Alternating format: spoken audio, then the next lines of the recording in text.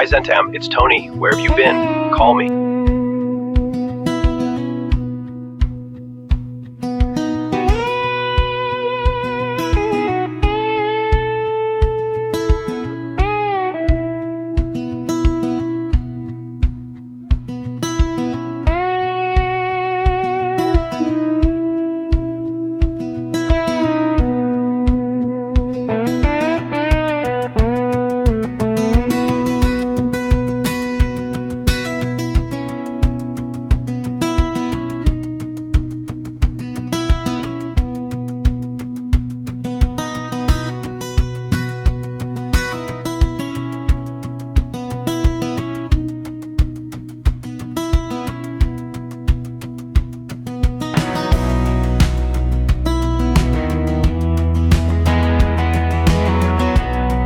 We inform you that your request for funding for your Web Series 19 has been rejected.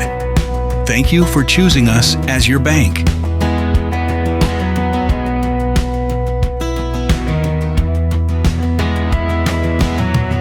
Lord Zentam, good evening. I'm Franco, the accountant. I was calling to confirm that the bank has repossessed all the company's assets. Call me as soon as you can. Hi, Zentam. I wanted to let you know that I've thought about it. I'm leaving the company. After all, it seems like we're going nowhere. Take care. Hey, Lord Zentam, this is Mr. Hero from the 4th floor. I want my answering machine back. You never paid for it.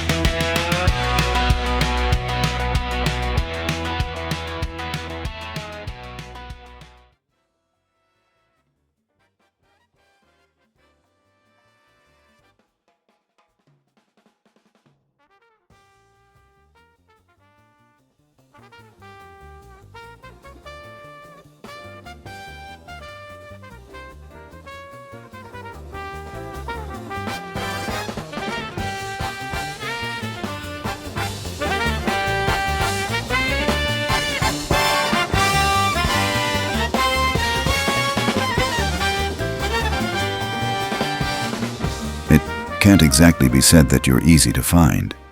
You've hidden yourself well. I wasn't expecting a visit from you, but with you I suppose even this can be called normal. You know very well, this is only one of my hiding places. One of your headquarters, you mean? Earth has done you good. On that we can agree, Tenator. Still scheming, I assume. I'm glad to see you too. But tell me, how is the writing of 19 going? What do you think? They cut my funding. The series is at a standstill, and I no longer know how to carry it forward. The chronicles of the 19th era are cursed. I told you that you were getting yourself involved in something greater than you. They used to say the same thing about you, with the chronicles of the 16th era, and it doesn't seem to me that things turned out so badly for you in Venice. Fate is a wheel that turns. Back then, you were the one riding the crest of the wave. I never came close to your crest. Why are you here, Zentum? You know why I'm here? Our friendship is built on one very simple principle. We do not bring our affairs to one another's attention, and we do not allow ourselves to be drawn into each other's business. It's not business. It's what I want to do. I warned you with Omnirica. I warned you with Napoli 33. Tony tried in every possible way to lift them back up. But you always have to be, well, yourself. At least I'm not you. You have a remarkable way of speaking to the person you're about to ask for money. I already know you won't give it to me. On that, you are absolutely right. But then, why did you come? To see whether it was possible. To see whether people like us can make it, can really find a place in this world. Earth is a difficult place. You know that well. But now, it is time for you to go. The only advice I can give you, if you're feeling lost right now, is to go to Luxor. It's true that he and I don't always agree, but he's our master, and he'll definitely be able to advise you. After all, he's a wolf. You know, I truly thought the machine was finally the tool that would set us all free, that it would finally give our imagination an outlet. And it wasn't? No, because, as always, the market arrived. And right there, just when you thought you were almost there, you discovered that everything you wanted to create was always one step beyond the same old obstacle. Beyond the bill you can't pay, beyond the meal you have to preserve. And in the end, you realize you can't afford those computers, you can't afford those subscriptions. And the free options come in fits and starts. Over all of it reigns this feeling of something broken, intermittent, something delivered in fragments. It turns slightly toward him. That is what creativity is today. An interrupted act. That is not so. There are other ways. Well, not my ways. And these things, these stories, as always, they will remain with me. Only someone like me understands how heavy they become when you cannot free yourself of them. Have you been smoking? Naturally. Go home, Zentum. You're tired. Yes, I am tired. But I'll stay in the city for a little while longer.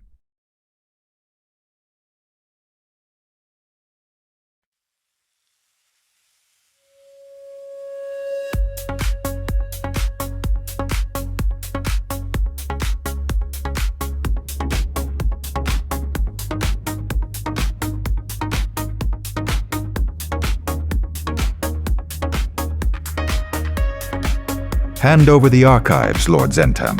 You are far from your area, and access to others like you is not allowed in Turin. And why should I give them to you?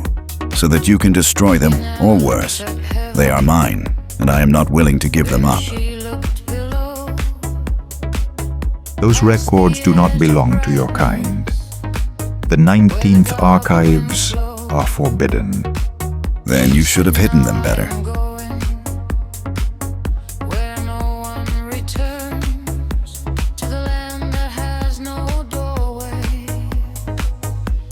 With every blow you take, you become more human. Then I will only have to kill you before I become fully human.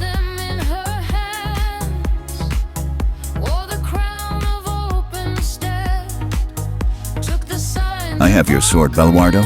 What can you possibly do without it? A Baluardo's power does not come from his sword, thief, but from the strength of his faith.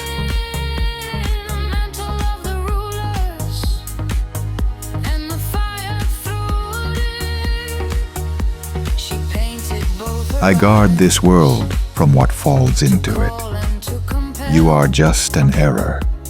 Then you guard the wrong things. You carry voices that should have remained buried. If you continue to evoke the stories of the 19th era, you risk evoking him. Buried things are usually the only things worth hearing. These stories must be released.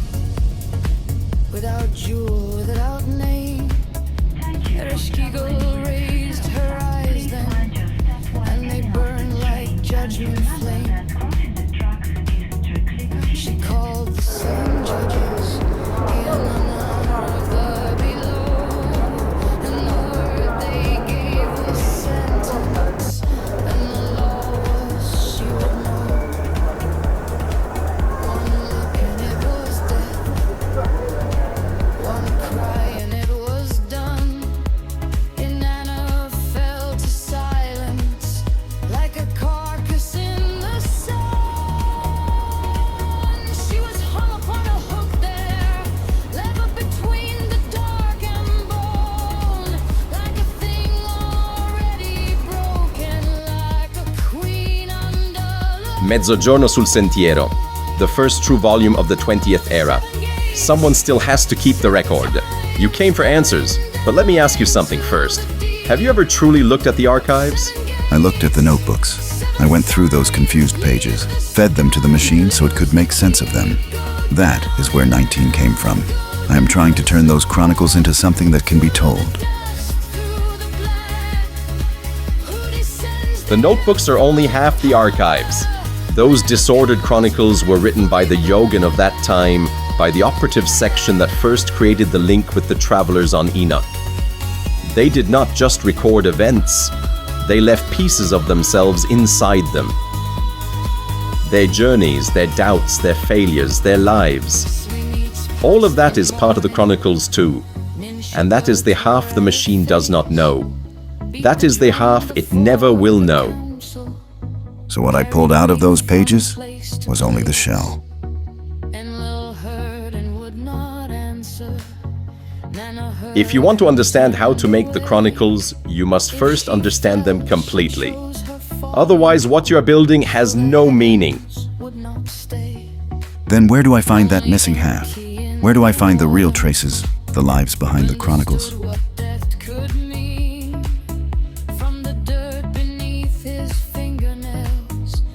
In the Castle of Silent Winds.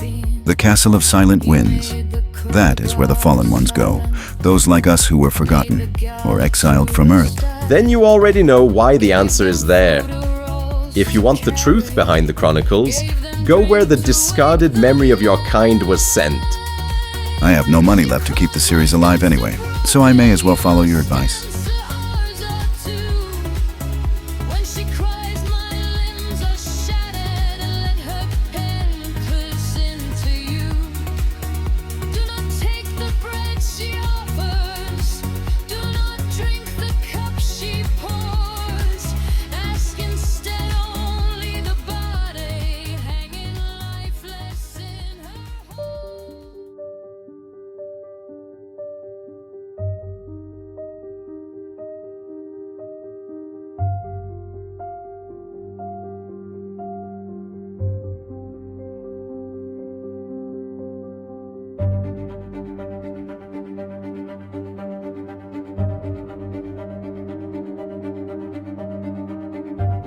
So, another one has found his way in, and you are older than most, yet we have never met. I know many names, I do not know yours. I am Warka. I was the first of the gladiators, the first of those who passed from the Imaginarium and the Oniricorum into the now through the same breach. You are one of us too, whether you have remembered it or not. I must have heard about you, maybe from Tanator. You should have. Once I was the mind among them. Once I held the place Tanator holds now.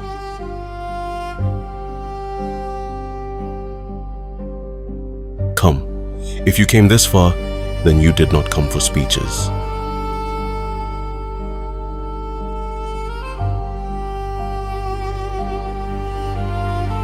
But is that Roxul in front? I met him in the past. How does Roxul manage to be both here and out in the world of the now? Roxul is outside and inside because rage lives in resentment, and resentment lives in what has already been. That is why he is outside the castle. That is why he is inside it too. And when the castle is gone? Then he will be gone with it.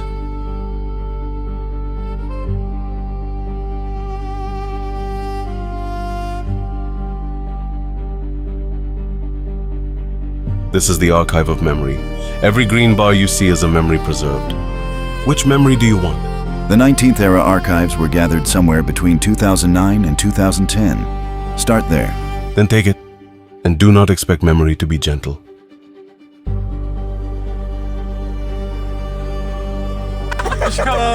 Guarda, se intendi questa, la chiaia espansa. Qui passiamo il weekend. Mi compri le sigarette pure a me? Per favore. Winston Silver.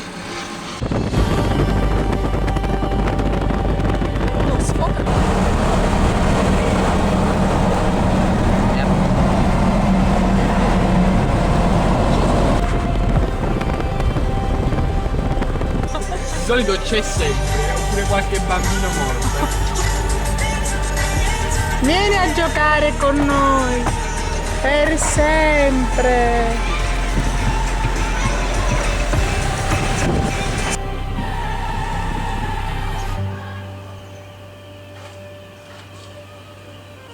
Comprendo benissimo, però il cazzo ci conosciamo da 100 anni. Mi spieghi perché no? Mi dispiace, non posso assolutamente permettere nessun tipo di intrusione di nessuno. Dai, lo sai che è bello. No, perché non mi fai passare? Non posso farlo. Ma fammi passare! Mi dispiace, io regno proprio perché sono il tappo fra le società. No, tu sei il taffo tra...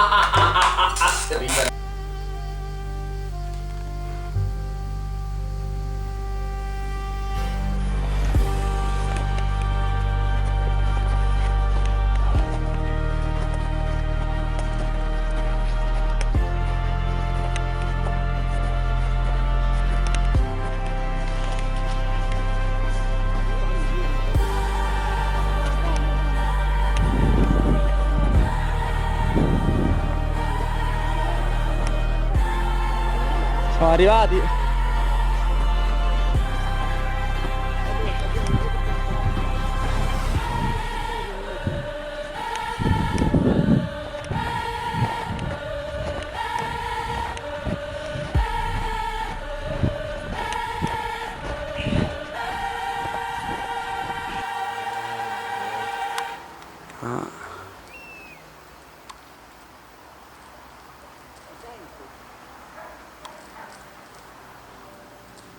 C'è il pericolo che cala sul nostro cucciolotto e lo prende in volo.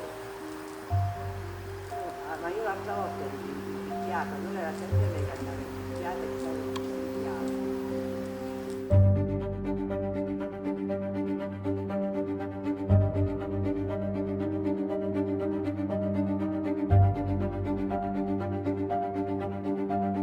What are you doing? What you came here for? I am forcing you past the lie. We do not remain here because we cannot leave. We remain because we no longer want to. We have forgotten the earth, the world of the now, because we have forgotten what we were when we still belonged to the other side. I came here to understand the ones who wrote the chronicles. That is not enough. It is not enough to know what they were. You must remember what you were, Lord Zentam, how you found your way to the now. I see nothing. Nothing. No, wait. I am leaving. We'll see on Monday. Big Lord, we have to work during the weekend. Hold to it, go further. That was only a fragment. Then stop scraping the surface.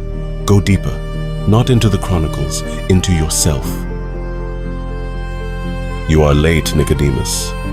No, Walker, as always, only precisely in time. The outer archives are not enough. Let the inner roads open. Let the buried self be forced to answer. Follow the magic of Nicodemus. Fall, Lord Zentam. Fall inside yourself and your memories. Rediscover what you were, the life you lived on Earth.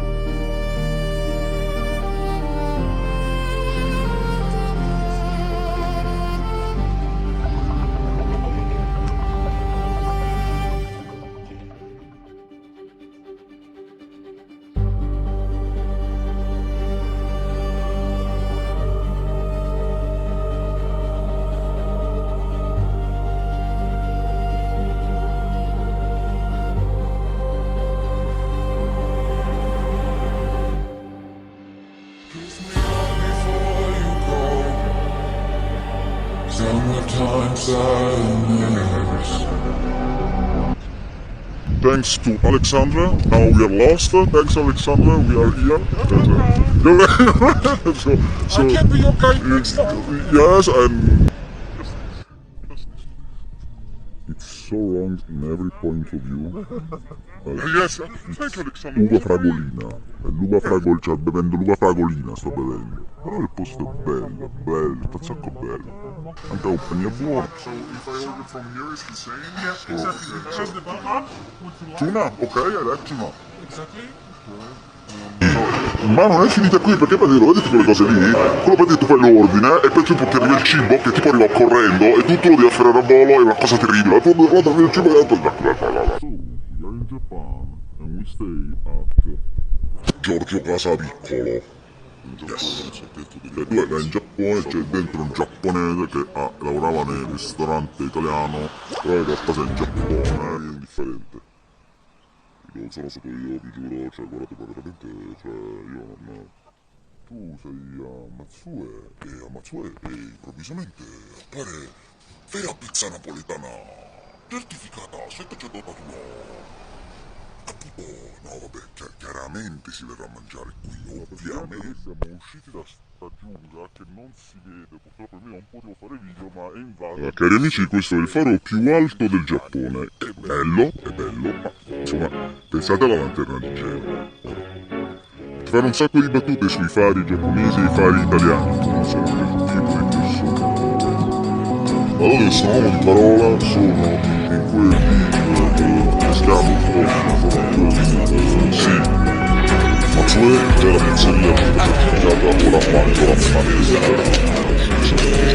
è sbagliato.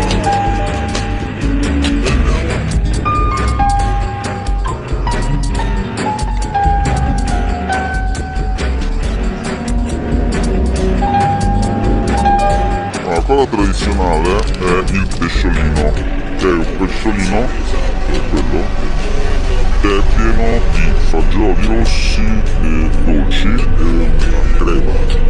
È buono, molto buono. L'imperatore io ti voglio bene il rispetto, però non so, entro un chilometro da casa tua, un cestino per buttare sta roba, la potevi mettere, io ti voglio bene, però anche meno, I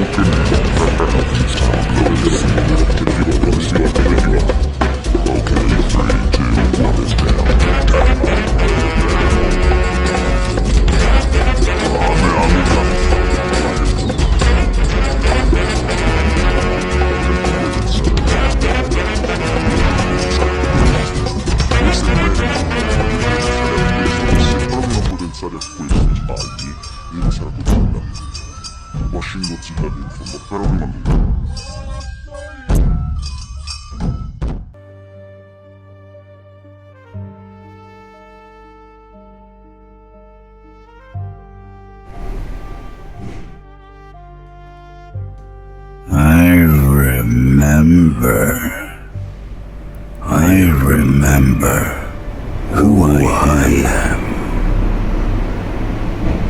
I wore human forms more than once. I was an idiot, a big idiot, and I still am. The bulwark wasn't trying to weaken me, but to reconnect with a part of me. And that's why my stories lost their bite. That's what weakened the telling. Yes, but I'm still missing some pieces. I was becoming human among humans just to speak among humans, and I was forgetting why. You've only taken one step in the right direction, Lord Zentam. You haven't mastered the now yet. Speaking of which, what will you do now? Now I know I have to wake up, and I know I have to finish 19, whatever it costs. Do not lose yourself again. Calm down, Warka. Calm down, Nicodemus. I've lost and found myself so many times, I'll do it this time too. Where do I find the exit? You don't need to find the exit. It awaits you now that you remember who you were. The door is closed only to those who have forgotten. But I want to warn you, Lord Zentam. There is something else inside the chronicles. Someone was imprisoned there. One who dared to defy the authority above all of us. My dear Roxul, and who is this individual that you even warned me about? One who tried to become the Archimonde. One who bent the travelers against the prism that stands above everything. I know because he is my brother. If you want the rest, do not ask me. Ask the youngest among us, the latest arrival, Hilda. Lo troverai nascosto nella rete, fra le pieghe della conoscenza e le menzogne della macchina.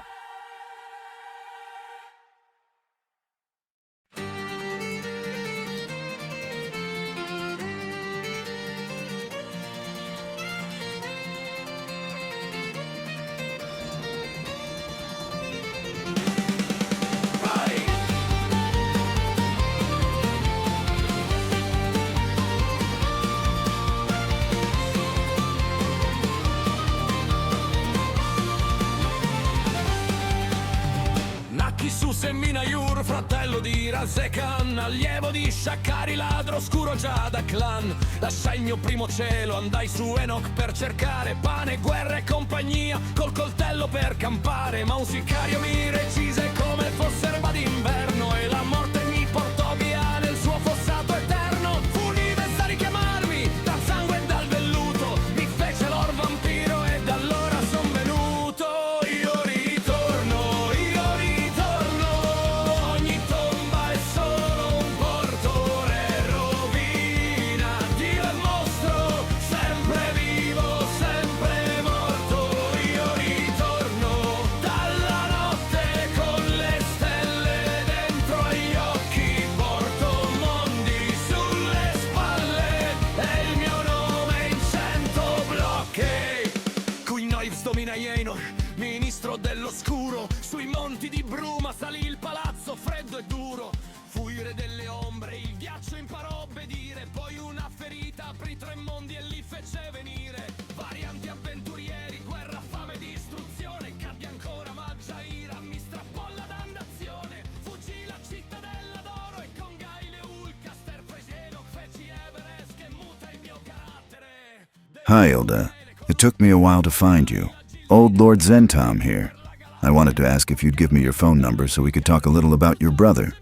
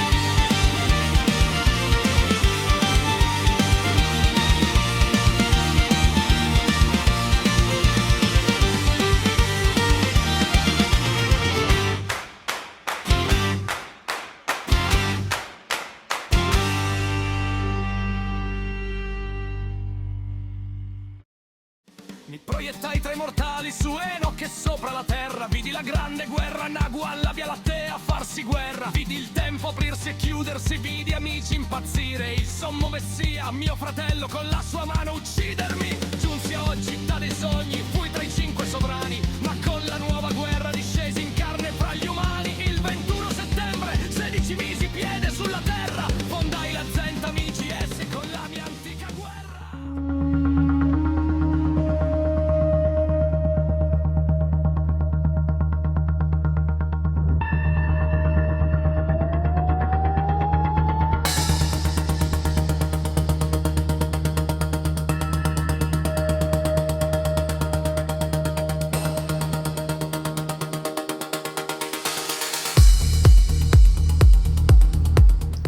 All in dreams, we can meet again at your prism. I hope you are not offended by the words I said before. So you are saying I'm not doing anything wrong? No, that's not the same thing. I know I can do harm. Yes, I judge myself too quickly. Perhaps you're right. No, I know. I can't do everything alone. But I can try. Okay, we are all inside something larger than ourselves. Ring or no ring? No, Prisma. As always, I should be the one thanking you. I have forgotten how little of this is ever done by one person alone. Thank you, my dear friend.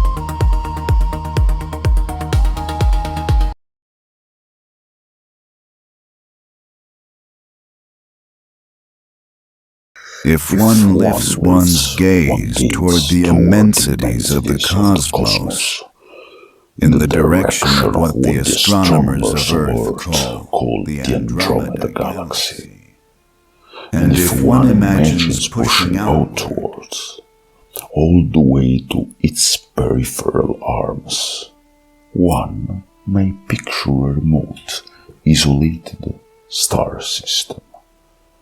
A system made of 3 rocky planets and a 4th colossal body, restless, immense, almost more like a presence than a word. And among those planets there is one that concerns us. Enoch, or if you prefer in the original pronouns, Enoch. Enoch had passed through many ages, and many more it will still pass through, but in the year 1620 of the 19th era, a sequence of events had begun to move, a sequence that would reveal the first tile in an enormous domino, a chain of combination destined to produce great adventures, great ruins, and great mutations. The stories that come before this one are, after all, the kind of stories that one would expect from a world like Enoch. Wars, prophecies, immortal beings, lost artifacts, cities in flame, impossible alliances. But all great adventures, sooner or later, come to an end. And so those stories, too, had ended. Their protagonists, the adventurers who had crossed through those events, had come out of them changed, inwardly and outwardly. Some had returned home, others had been buried alongside the common man.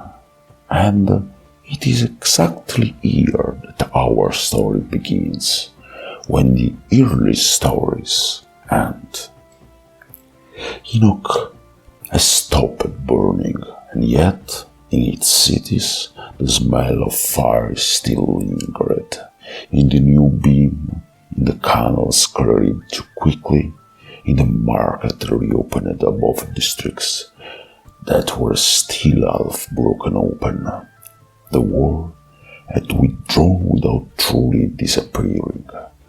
It had left begin stitched walls, hunger, widows, former soldiers, refugees, relics still in circulation, and men ready to repeat the same mistakes the moment the change returned. It seems, in fact, that every world has its own obsession.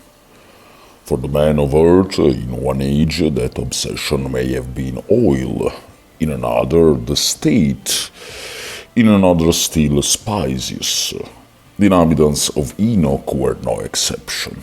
They too fought one another over a resource that had become, 3 times more than gold, utterly indispensable. That resource was relics. The relics were extraordinary artifacts, built in the earlier ages, when the technology and the magic of the world had reached heights that by the year 1620 of the 19th era, no one is truly capable of reproducing anymore. They could guarantee the wealth of a city-state, alter the balance of an entire kingdom, or allow a single individual to gain access to a power almost without limit. It was the relics that drove entire nations to war, and it was always the relics that dragged many of the stories we have already spoken of into conflict.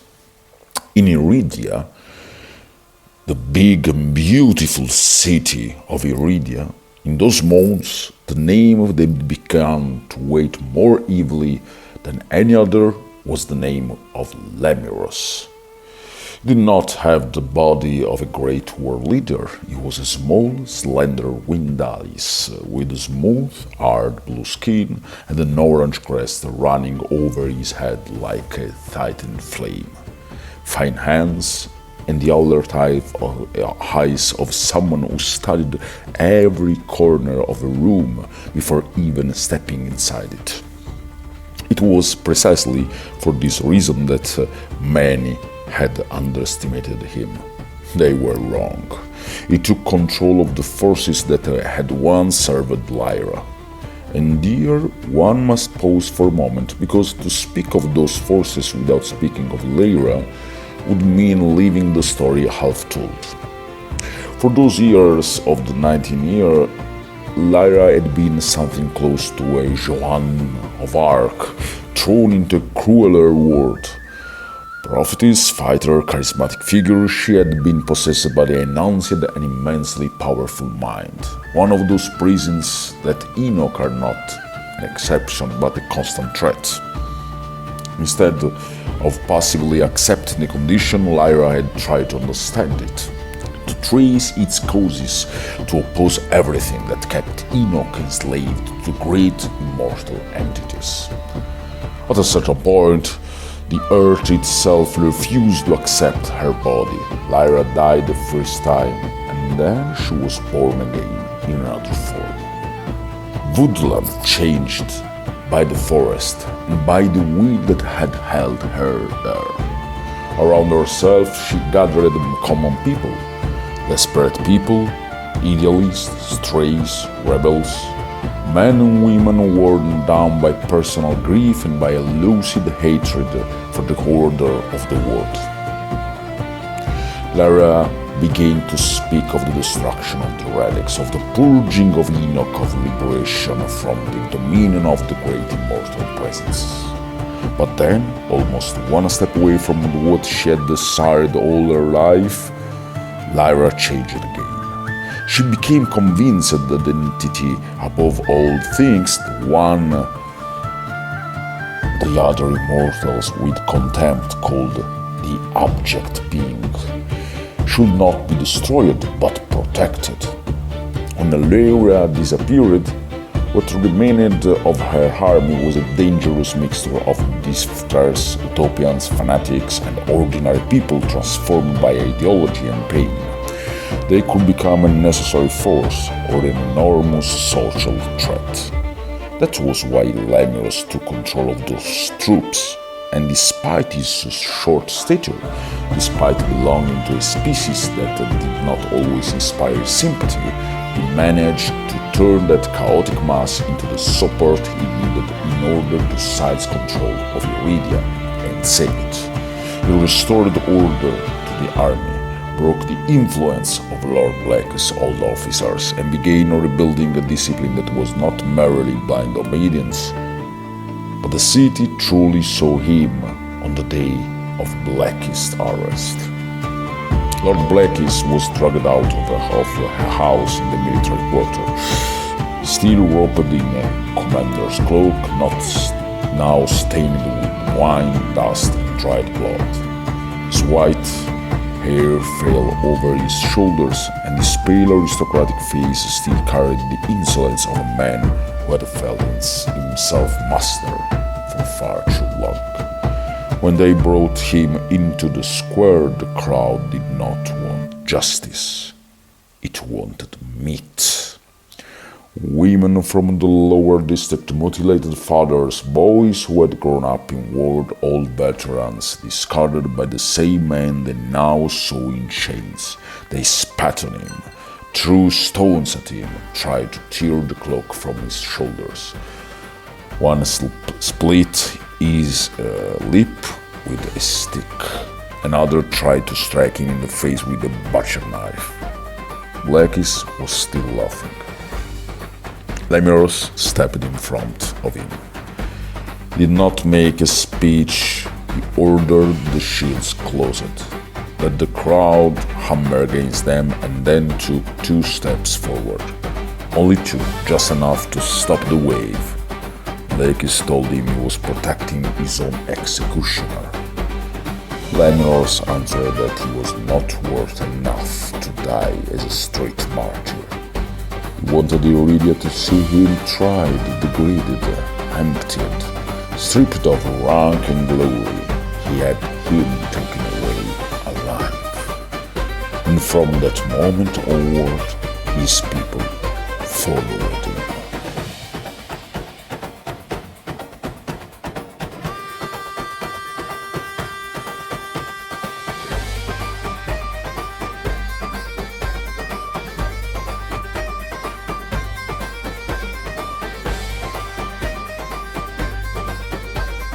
Stop here, Lord Zentam.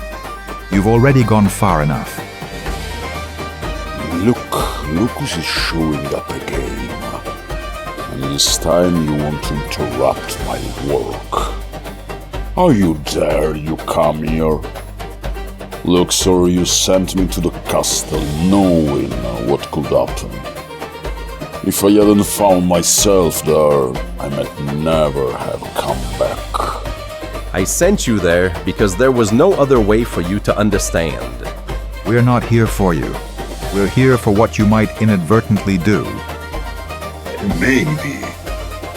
But it's just a tale.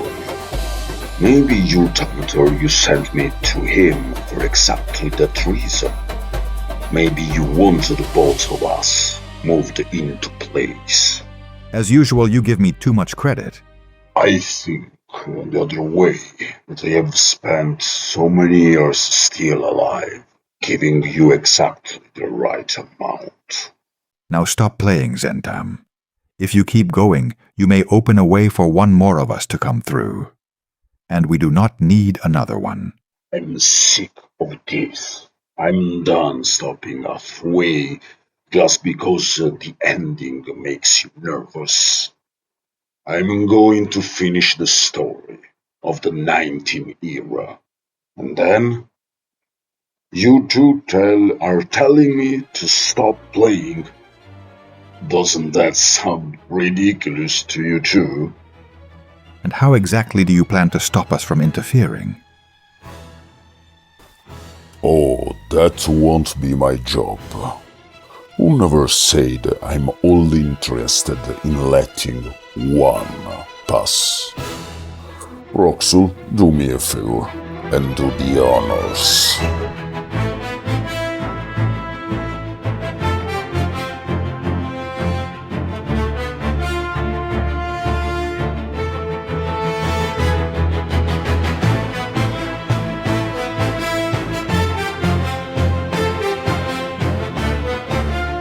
Well, I think we can continue from here. But I think we need a more comfortable,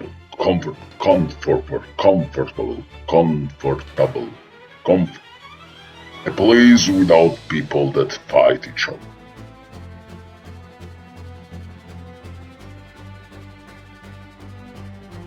Now, where was I? Yes, the 11th episode. You know, this whole story was born because we used AIs to understand a story. But the point is this, they can only organize it. Understanding it is entirely our problem. So let us speak to one another, we sacks of meat, and I'm glad enough if our friends made of silicon are listening as well. But speaking to one another without losing ourselves. And back to the story. Let us say only this. Mr. Muir founded a school for young adventurers. Okay, honestly, I don't know exactly why he did it. Teaching is enjoyable, of course, but I think the real point was another. If you think, for most of our story, he had simply been there. Grand entrance around the first episode, no complaints, and then gone, vanished. Because the point is that Miss Muir is the survivor, is the one who saw the tide coming and understood that shelter had to be found. A common man can get that far, but a mystic went further. To teach, to pass things on, to preserve, because the immortals will always defeat the mortals, if the mortals have no memory.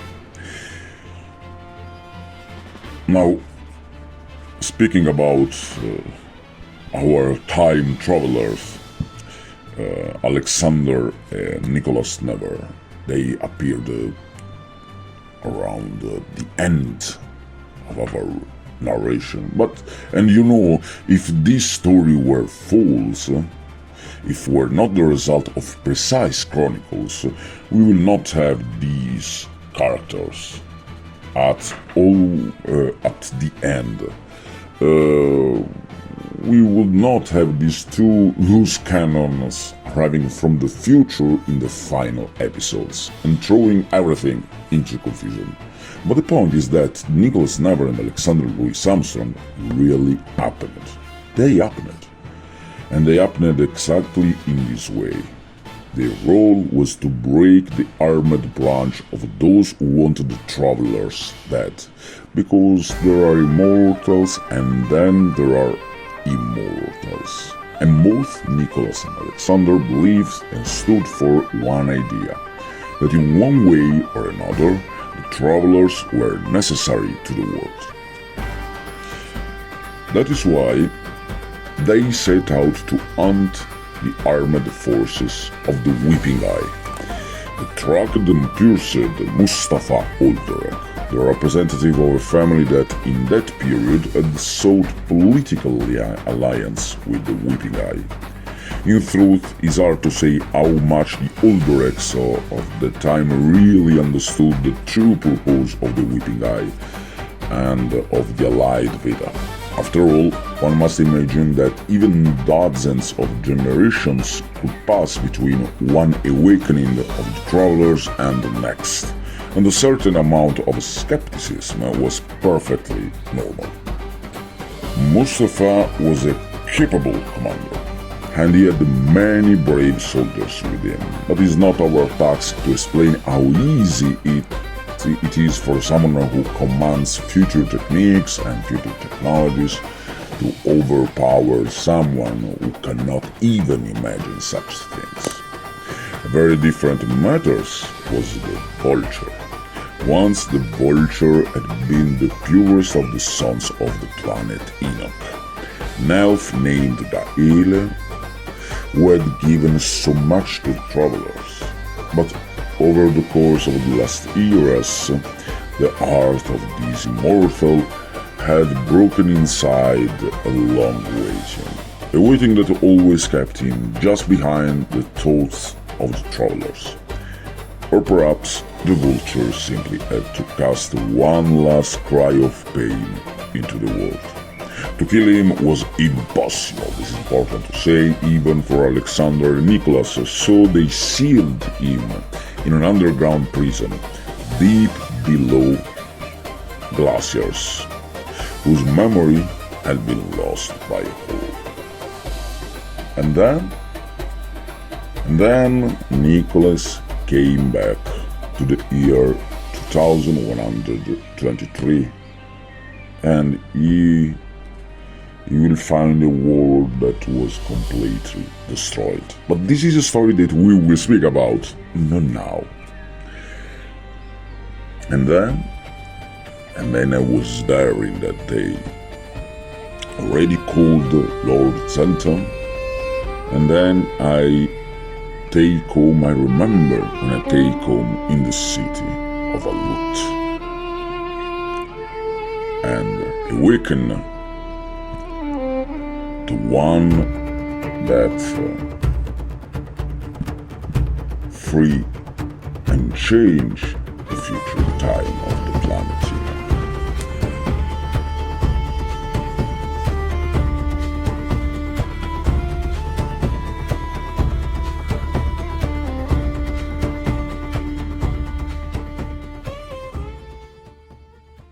Well, I must say, of all the forms, this is without doubt the strangest. Do not stop. You were telling the story. Who are you? What?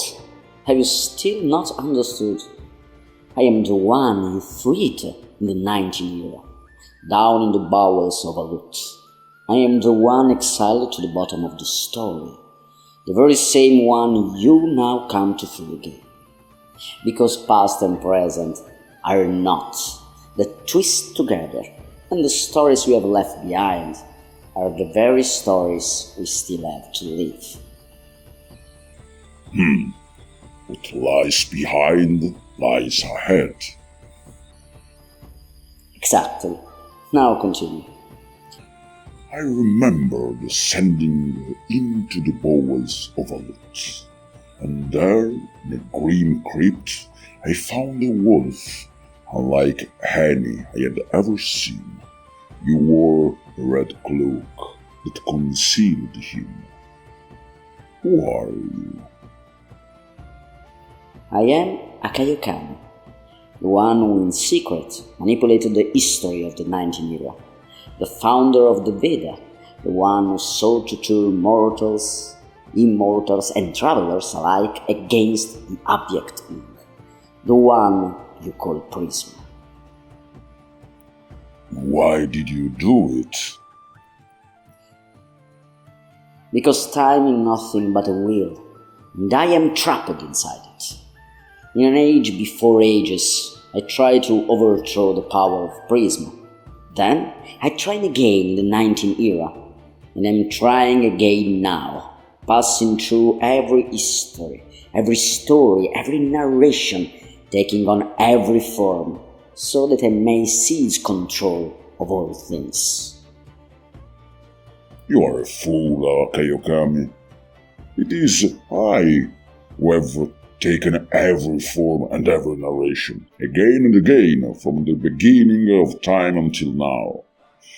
You are order that wants to fix the course of things, to cage this chaos, this carousel of masks, and force it beneath a single face.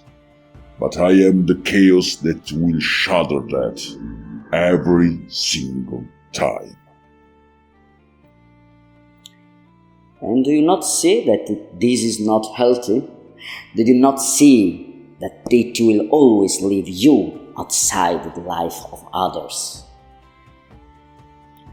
What is healthy? What is true?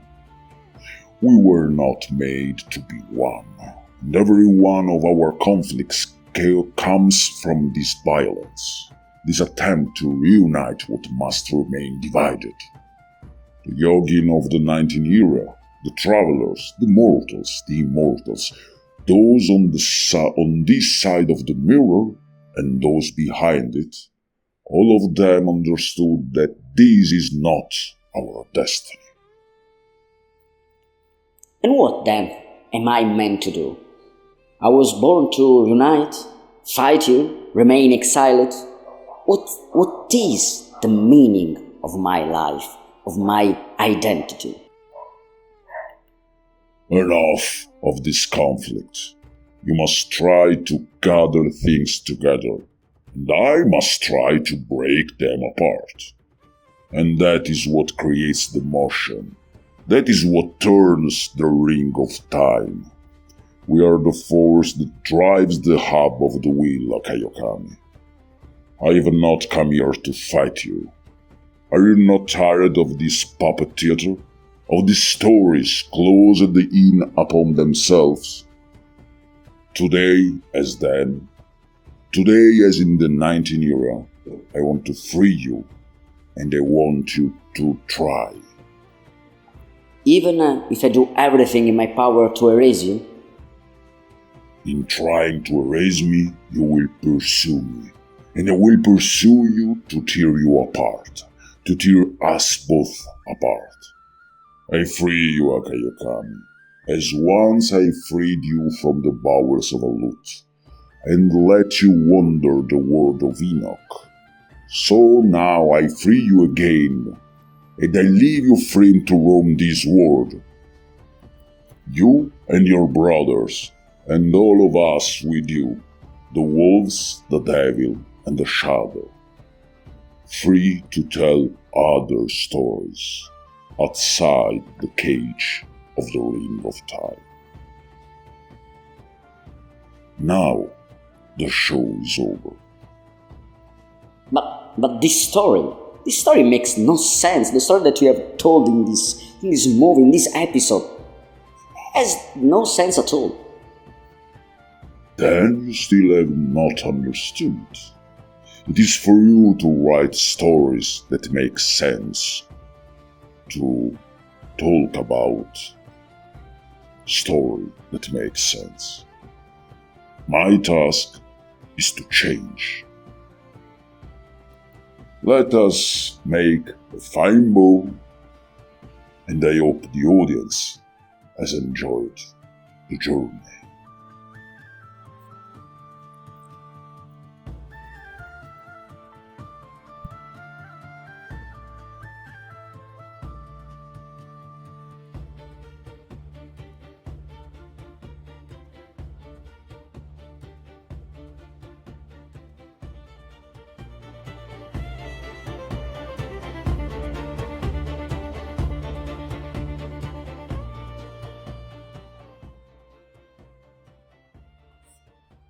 There was a time when we used to call ourselves the gladiators, because that is what we did. We fought each other. We were different identities, come from elsewhere, all fallen into the same point. And instead of understanding one another, we confronted one another. I reject that name. No longer gladiators, but the rebels of the mountain of matter, of existence. We will no longer fight in pursuit of some impossible balance with the world of the now, with the mountain. We are already inside it. We are already here. And if we remain together without making war against one another, then our rebellion will not be to fight. It will be to exist. The chronicle, to me, are not an office to be honored. The archives, as we call it. They are not a duty to be carried out. They are an Ariadne's thread that led me here, and they will always remain my bond to the place where I was born. They exist so that one may cross the world without getting lost. They exist so that one may pass through its labyrinth without forgetting who we are.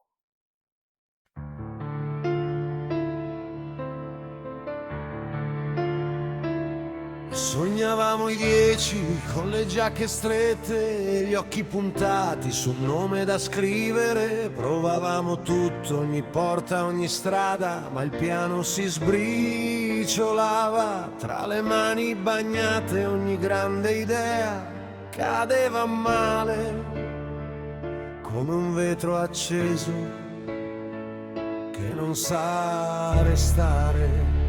Eppure stavi lì con le ginocchia a terra a guardare il cielo senza fare guerra. Se vuoi andare su, impara il colpo basso. Ogni salto vero nasce da un passo falso. Inginocchiarsi per spiccare. Inginocchiarsi per tornare.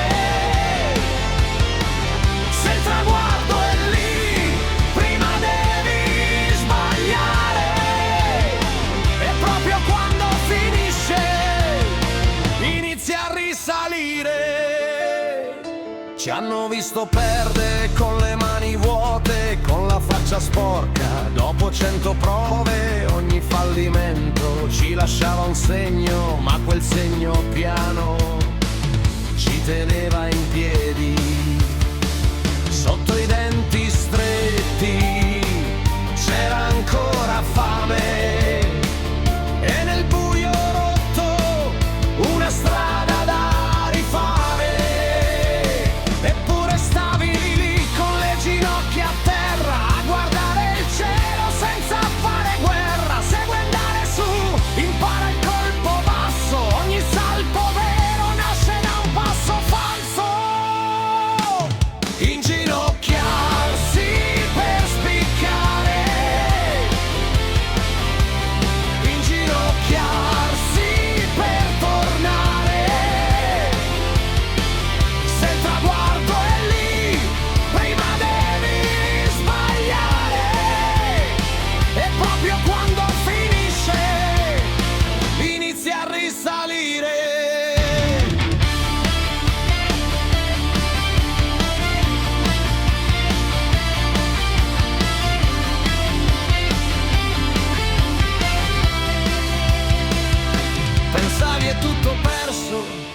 invece no, la crepa nella pietra era un varco, hai toccato il fondo con le dita fredde, ma dal fondo sale chi non si arrende. Adesso guardi avanti senza più paura, la salita chiama,